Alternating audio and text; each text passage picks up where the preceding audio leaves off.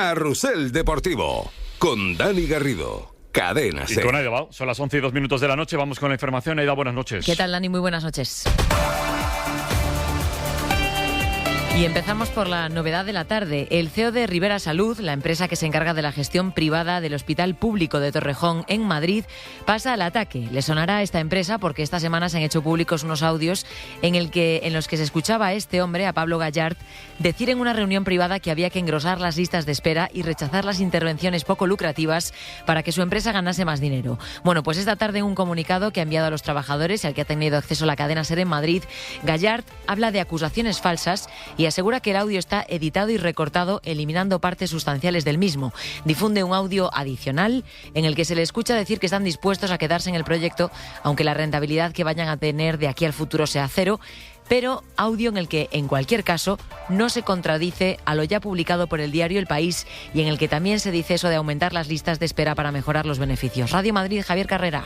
Tras supuestamente desvincularse de la compañía, el CEO de Ribera Salud pasa al ataque. Lo hace a través de un comunicado en el que asegura que los audios que publicó El País están fuera de contexto, aunque no desmiente el contenido. Gallard asegura que su discurso, en el que llamaba a incrementar las listas de espera, ha sido editado y recortado, y amaga con llevar el audio completo ante un notario y acudir a los tribunales. Lo cierto es que los 4 nuevos minutos filtrados ahora no son incompatibles con lo publicado. De hecho, el CEO llega a insistir en hacer algo para sobrevivir. Tenemos que estar con una lista de espera mucho menor de la que tenga la pública. Lo que estamos hablando aquí es cómo podemos hacer para que Torrejón sobreviva. Gallard sigue la estrategia de la comunidad para minimizar el asunto, reduciendo todo a supuestas rencillas y presumiendo de datos, lo mismo que hacía Ayuso desde el Congreso, pero ambos omiten que más de 250 trabajadores ya habían denunciado esas malas prácticas. Tampoco explica la presidenta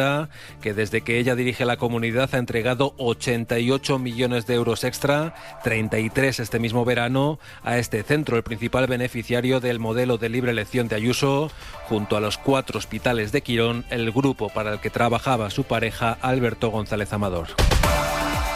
Es lo último en un sábado 6 de diciembre, Día de la Constitución, en el que hemos visto lluvia solo por el norte de España. Mañana domingo mucha niebla en el interior de la península y cielos prácticamente despejados en todo el país. Almudena Lopesino, buenas noches. Buenas noches, Aida. El domingo se esperan muchas nubes en Galicia, en el centro peninsular, en Extremadura y en Andalucía oriental. Puede llover en puntos de Castilla y León, pero a medida que avance el día, el sol se irá imponiendo en estas regiones. En el resto, el cielo estará despejado durante prácticamente toda la mañana y ojo al oleaje de madrugada en Cantabria, en Asturias y en Euskadi. En cuanto a las temperaturas, siguen subiendo, mínimas de 10-15 grados en la mayoría del país. Las máximas rondarán los 20-22 grados en Murcia, en Andalucía, en Cataluña y en Extremadura. Un puente de la Constitución que está siendo de muchísimo movimiento en las carreteras. A esta hora menos tráfico ya que en horas anteriores, pero algo queda. María Ibáñez, buenas noches. Buenas noches. Atención, especialmente en el norte. Hay retenciones en la A52 en Vilaza, en la provincia de Ourense. En Asturias se circula con dificultad de la A8 a su paso por Llue. En Cantabria, en la A67 hay atascos en Viérnoles. Y ya en Barcelona, ojo, en Can Sant Joan hay retenciones en la C33. Cuidado mañana, primera hora en la provincia de Lleida, norte de Castilla-La Mancha y de Extremadura, donde habrá aviso amarillo por niebla hasta el mediodía, en una segunda jornada de puente en el que la DGT prevé un total de 5,7 millones de desplazamientos por carretera. Empezamos este tramo informativo hablando de la gestión del Hospital Público de Torrejón en Madrid, un escándalo del que se ha hablado mucho y también en los actos celebrados por el Día de la Constitución. Debemos defender los principios democráticos ante los discursos que ven en la pérdida de libertades una ventaja y un atractivo. Defenderlos es un imperativo democrático en momentos en los que la apuesta totalitaria genera ecos en nuestras sociedades y despierta fantasmas que creíamos superados. Es Francina Armengol, la presidenta del Congreso, que hoy, ya la escuchan, ha tratado de aunar posiciones en este 47 aniversario de la Carta Magna, aunque sin éxito. El presidente del Gobierno y el líder de la oposición han demostrado que siguen más alejados políticamente que nunca. Creo que tenemos que hacer no solamente una celebración, sino también una reivindicación de nuestra Carta Magna. Y no deja de ser curioso y paradójico que aquellos que dicen que España camina si no es ya una dictadura, o bien sean los nostálgicos de la dictadura franquista o pactan con estos nostálgicos de la dictadura franquista. Es el gobierno que más ha atacado a la Constitución durante 47 años. En estos 47 años nunca hemos tenido un gobierno que degradase tanto las instituciones y que atacase tanto la Constitución española. Tanto la separación de poderes como la igualdad de los ciudadanos ante la ley y la neutralidad de los poderes públicos. Un Feijóo que, además de criticar al gobierno, también ha tenido tiempo de sumarse a la posición de Isabel Díaz Ayuso en su defensa de la gestión sanitaria que se está haciendo en el hospital de Torrejón. Ayuso, oh sorpresa, echa la culpa de esta crisis, atención, a Pedro Sánchez. Dice la presidenta que el jefe del Ejecutivo está promoviendo las críticas a su sistema sanitario y Feijóo, después de haber mostrado mucha contundencia esta semana, hoy rebaja el tono con su baronesa. Sara Selva. Cree Ayuso que lo que está ocurriendo es en realidad una pugna entre directivos, que el audio que publicó El País está sacado de contexto. Todo lo que se filtra se descontextualiza, sobre todo si no se tiene en cuenta el problema de rencillas que hay entre ellos. Pero ha repetido eso la presidenta madrileña, que hay rencillas que explican esa conversación, pero que ni lo están notando los pacientes ni los trabajadores. Una cosa es que una persona en unas declaraciones diga algo que es inaceptable, inasumible y por lo que estaré encima de ello,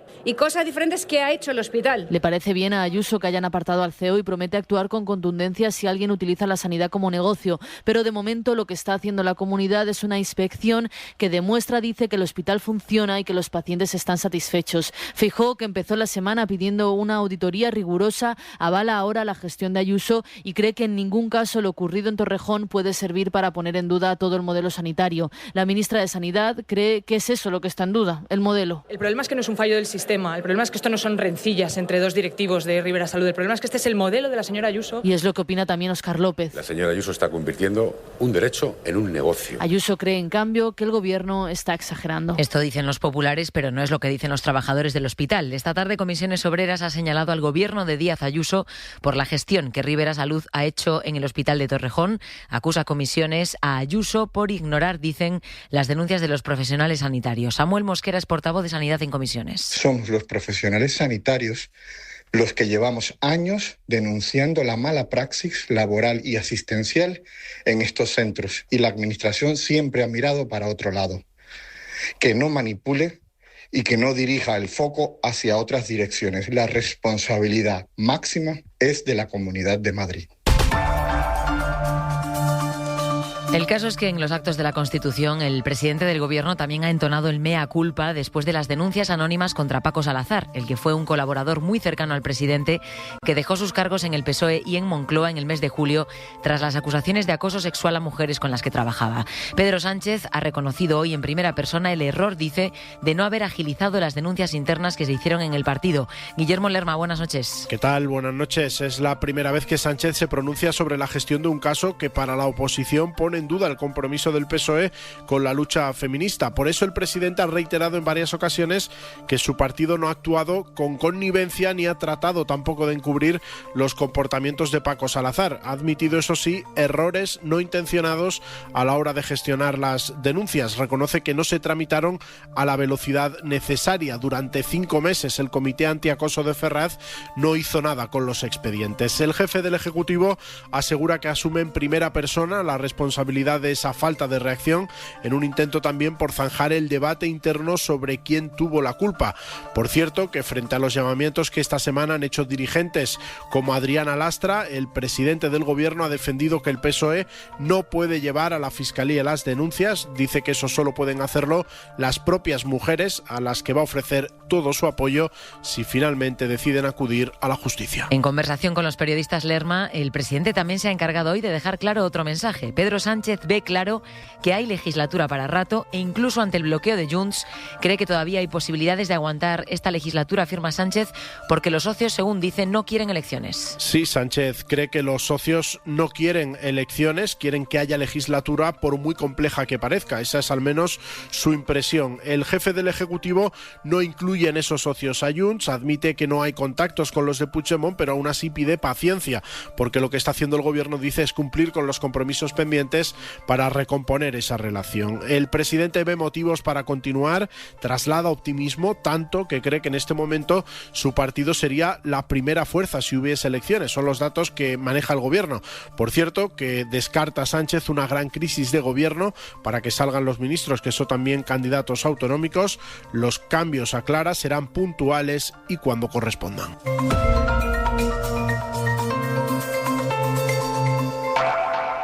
En ese acto celebrado hoy en el Congreso de los Diputados hemos visto también a varios presidentes autonómicos, al valenciano Pérez Llorca, que se ha estrenado hoy en público, o al aragonés Jorge Azcón, que, atención, ha dicho que se da una semana para conseguir los apoyos necesarios para sacar adelante sus presupuestos y que si no, dice, lo más lógico será convocar elecciones allí en Aragón. Josué Coello, buenas noches. ¿Qué tal, Aida? Buenas noches. Entre tanta institucionalidad había también en el Congreso mucho ruido electoral con la relación entre PP y Vox de fondo. Sin María Guardiola presente en el Congreso, los varones autonómicos del PP hablaron de Extremadura para criticar a Vox.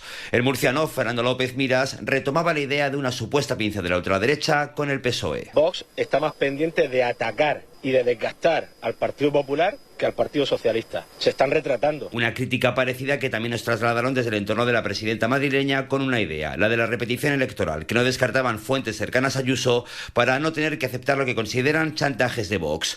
De Vox y de elecciones también habló el aragonés Jorge Azcón. Unas semanas se dan para llegar a un acuerdo presupuestario o, si no, sacar a las urnas. Yo voy a hacer lo posible porque se aprueben unos presupuestos, pero ya lo he explicado. Si no se aprueban presupuestos, creo que lo lógico es que se convoquen. Y de estreno estaba Juan Fran Pérez Llorca, que se verá pronto con Pedro Sánchez en la Moncloa, y quien no quiso hablar de los mensajes de Mazón el día de la Dana. Un asunto sobre el que, según Feijóo, el señor Mazón ha hecho declaraciones, ha comparecido en las Cortes, ha comparecido en el Congreso de los Diputados y, en consecuencia, estoy convencido de que el señor Mazón nos ha dicho aquello que considera que es verdad, y yo no tengo nada más que añadir. El expresidente valenciano ya ha dado explicaciones. Unas explicaciones que siguen sin servir a las víctimas de la Dana, que no quieren reunirse con el nuevo presidente valenciano, con Juan Fran Pérez Llorca, hasta que no le pida el acta de diputado a Carlos Mazón, que, recordamos, sigue sentado en les Corts para poder estar aforado. Esto después de una semana en la que hemos escuchado al subdirector de emergencias declarar ante la jueza de Catarroja que en aquel momento, el día de la Dana, no tenían información suficiente por no tener un sistema de análisis que, según les estamos contando hoy, no existía porque el propio gobierno de Mazón lo paralizó al llegar a la Generalitat. Radio Valencia, Adrián Sánchez. Este sistema podría haber integrado el día de la Dana la información de múltiples fuentes como la EMET o la Confederación Hidrográfica, según ha admitido ante el juzgado el subdirector de emergencias, que añade que habría predicho la magnitud de la Dana. Su implantación se licitó en mayo de 2023, pero el nuevo gobierno de Mazón tuvo paralizada su firma durante al menos 7 meses. Jorge Suárez dijo que en ese tiempo no fueron capaces de hacer los documentos contables.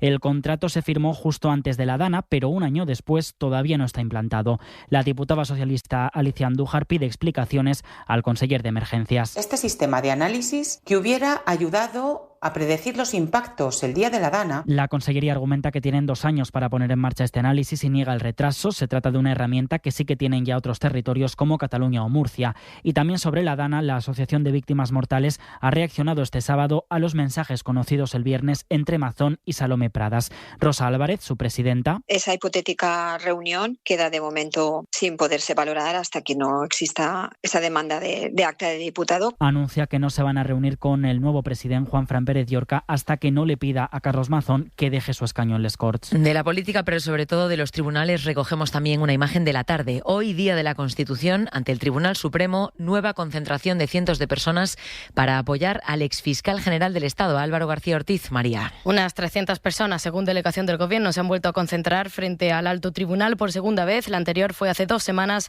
tras conocerse el pasado 20 de noviembre el fallo que condena a 2 años de inhabilitación a Álvaro García Ortiz. En esta manifestación, convocada en redes por una asociación de pensionistas, los asistentes se han preguntado por dónde está la sentencia y han protestado por lo que consideran falta de imparcialidad del Supremo. La Generalitat de Cataluña ha anunciado hoy una auditoría en los laboratorios que trabajan con el virus de la peste porcina africana para seguir investigando sobre el origen de este brote que ha provocado ya 13 positivos en jabalíes muertos. Además, el gobierno catalán anuncia que se van a sacrificar 80.000 cerdos sanos y que esa carne se va a vender en España. Radio Barcelona, Gemma Alegrí. Sí, auditoría que el president ha encargado a l'IRTA, l'Instituto de Investigación y Tecnología Agroalimentarias. El objetivo del Govern es revisar todas las instalaciones y protocolos de los centros que trabajan cerca cerca de donde se declaró el primer caso de peste porcina africana. Y ya ha asegurado que confían plenamente en la institución, pero quieren saber si hay algo que pueda mejorar. La decisión del Govern llega después de que el Ministerio de Agricultura investigue si el brote ha salido de un laboratorio. No, el Govern de la Generalitat no ha demanat responsabilitats a Virta.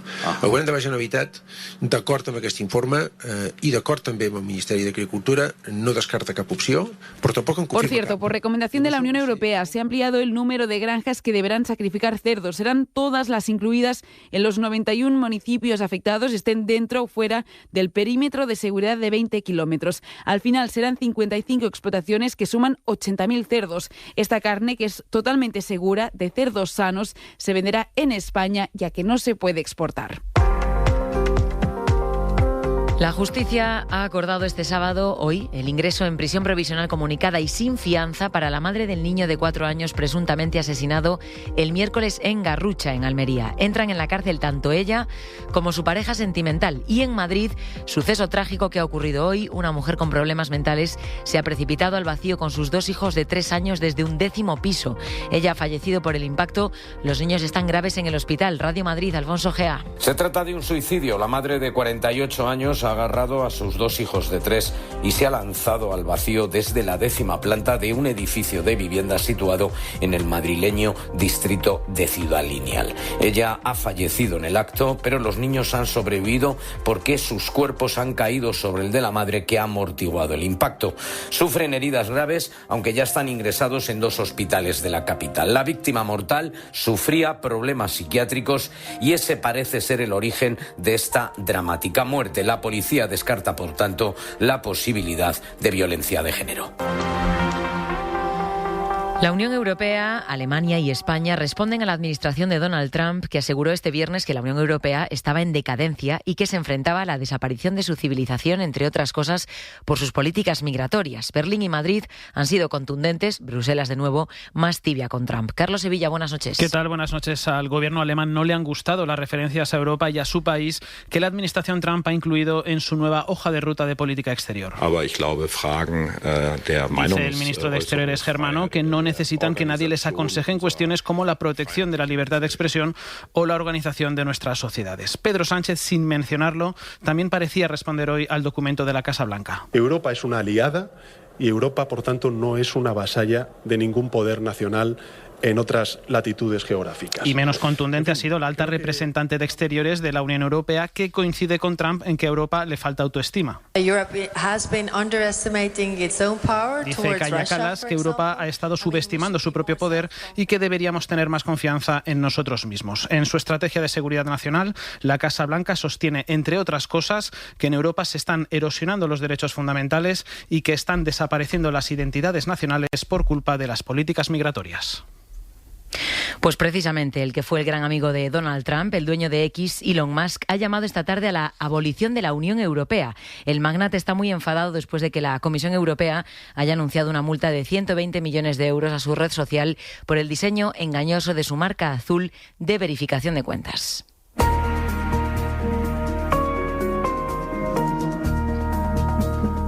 Allí en Estados Unidos es Donald Trump el que lleva semanas amenazando con atacar Venezuela para, según sus propias palabras, acabar con el tráfico de cocaína hacia Estados Unidos. Lo paradójico es que, mientras su gobierno pone precio a la cabeza de Nicolás Maduro, Trump ha indultado esta semana al expresidente de Honduras, encarcelado en Estados Unidos precisamente por narcotráfico. Juan Orlando Hernández fue condenado el año pasado a 45 años de prisión por introducir 400 toneladas de cocaína en Estados Unidos. ¿Cómo es posible que suceda algo así? El análisis de Miguel Ángel Muñoz Encinas. Buenas noches. Hola, Aida. Buenas noches. La coherencia nunca ha sido la virtud política más afilada de Donald Trump. En septiembre, en su discurso ante la ONU, el presidente estadounidense ya dijo que su ejército había empezado a destruir las redes de narcotráfico de Venezuela.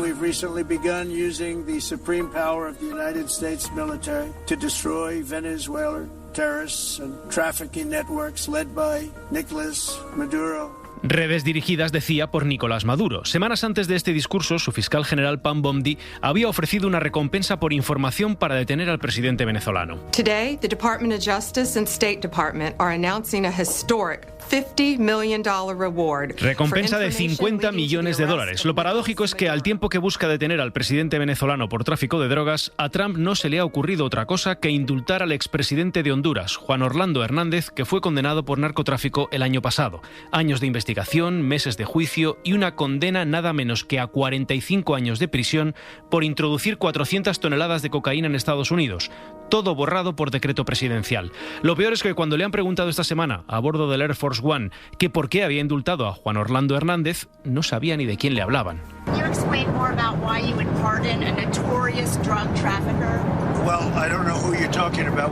Y cuando se lo han aclarado, ha dicho que es que se lo pidió gente de Honduras porque le habían dicho que la investigación contra él fue un montaje de Biden. La realidad es que el expresidente hondureño le escribió una carta desde la cárcel en octubre diciendo que había sido víctima de un montaje de la administración demócrata. Así de sencillo. Para colmo, Trump ha dicho que el hecho de que alguien venda droga en tu país no implica que detengas al presidente y lo encarceles de por vida.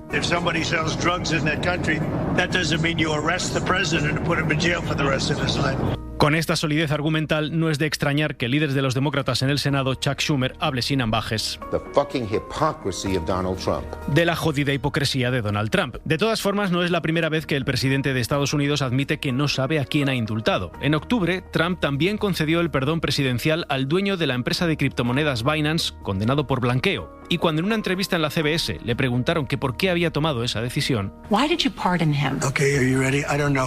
¿Estás preparada?, respondió a la periodista. No sé quién es.